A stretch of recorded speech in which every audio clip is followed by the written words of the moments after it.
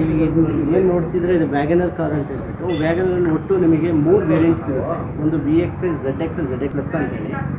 ಆ VXI ಅನ್ನೋದು ಬಂದುಬಿಟ್ಟು 1000 cc ಇಂಜಿನ್ ಸಿಗುತ್ತೆ. ಇದಾದರೆ ನಿಮಗೆ 1200 cc ZXI, ZX ಪ್ಲಸ್ ಅನ್ನೋ ಏನು 2 ವೇರಿಯಂಟ್ ಇದೆಯೋ ಇದು ಬಂದುಬಿಟ್ಟು 1200 cc 4 ಸಿಲಿಂಡರ್ ಇಂಜಿನ್ ಬರುತ್ತೆ. ಈಗ ನೀವು ನೋಡ್ತಿರ್ಬೋದು, ಇದು ವ್ಯಾಗನರ್ನ ಫಸ್ಟ್ ಔಟ್ಲುಕ್ಕಿಂದ ಸ್ಟಾರ್ಟ್ ಮಾಡ್ಬೋದು. ವ್ಯಾಗನರ್ ಔಟ್ಲುಕ್ ಬಂದುಬಿಟ್ಟು ಸ್ಟೈಲಾಗಿ ಇರುವಂಥ ಒಂದು ಹೆಡ್ ಲ್ಯಾಂಪು ಮತ್ತು ಇಂಡಿಕೇಟರ್ ಯೂನಿಟು ಒಂದೇ ಇದರಲ್ಲಿ ಕಂಪ್ಲೀಟ್ ಆಗಂಗೆ ಕೊಟ್ಟಿದ್ದಾರೆ.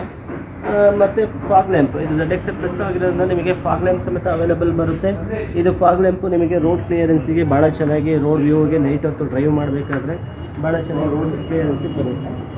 ಫ್ರಂಟಲ್ಲಿ ಏನು ನೋಡ್ತಿದ್ರೆ ಇದು ಅಟ್ರಾಕ್ಟಿವ್ ಆಗಿರುವಂಥ ಕ್ರೋಮ್ ಫಿನಿಶಿಂಗು ವಿತ್ ಲೋಗೋ ಇದೆರಡು ಸಮೇತ ಇನ್ನು ಸೈಡ್ ಪ್ರೊಫೈಲ್ ನೋಡೋದಾದರೆ ನಿಮಗೆ 4 ವೀಲ್ಸು 14 ಇಂಚ್ ಅಲೆ ವೀಲ್ಸ್ ಬಂದುಬಿಡುತ್ತೆ. ಇದರಲ್ಲಿ ನಿಮಗೆ 65/70 ವೀಲು ಮ್ಯಾಗ್ ವೀಲ್ ಬಂದುಬಿಡುತ್ತೆ. ಇನ್ನು ಡೋರಿಂದ ಎಷ್ಟು ಡಿಗ್ರಿ ಇದೆ ಆ್ಯಂಗಲಲ್ಲಿ ಓಪನ್ ಆಗುತ್ತೆ? 90 ಡಿಗ್ರಿ.